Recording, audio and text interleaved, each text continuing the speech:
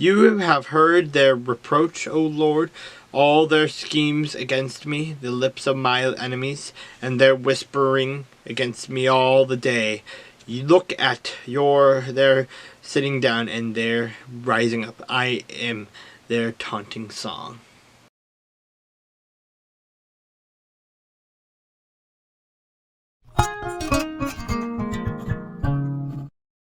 And so it was at noon that Elijah mocked them and said, "Cry aloud, for he is a God. Either he is meditating, or he is busy, or he is on a journey, or perhaps he is sleeping and must be awakened."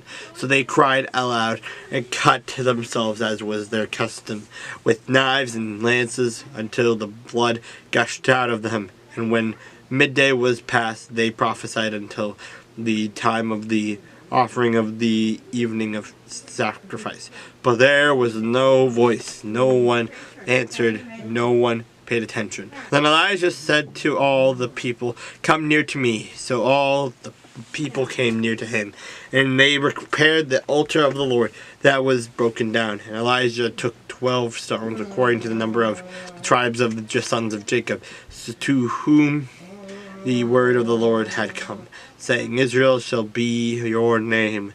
Then with the stones he built an altar in the name of the Lord, and he made a trench around the altar large enough to hold 2 seahs of seed. And he put the wood in order, cut the bull in pieces, and laid it on the wood, and said, "Fill 4 water pots with water," and poured it on the burnt sacrifice and on the wood. And then he said, "Do it a second time," and they did a second time. And he said, "Do it a third time," and they did it a third time. So the water ran all around the altar, and he also filled the trench with water. And it came to pass at the time of the offering of the evening sacrifice that Elijah the prophet came near and said, "Lord God of Abraham, Isaac, and Israel, let it be known this day that you are God in Israel, and I am your servant, that I have done all these things at your word. Hear me, O Lord, hear me, that this people may know that you are the Lord God, and that you have turned your heart back to you again."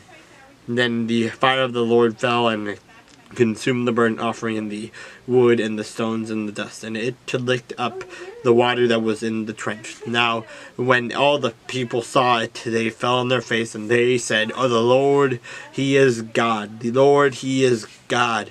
And Israel said to them, "Seize the prophets of Baal. Do not let one of them escape." So they seized them, and Elijah brought them down to the brook of Kishon and executed them there. Then Elijah said to Ahab, "Go up and eat and drink, for there is the sound of abundance of rain." So Ahab went up to eat and drink, and Elijah went up to the top of Carmel. Then he bowed down on the ground and put his face between his knees. And he said to his servant, "Go up now, look toward the sea." So he went up and looked and said, "There is nothing." And 7 times he said, "Go again." Then it came to pass the 7th time that he said, "There is a cloud as small as a man's hand rising up out of the sea." So he said, "Go up, say to Ahab, prepare your chariot and go down before the rain stops." Now it happened in the meantime that the sky became black with clouds and wind, and there was heavy rain. So Ahab rode away and went to Jezreel.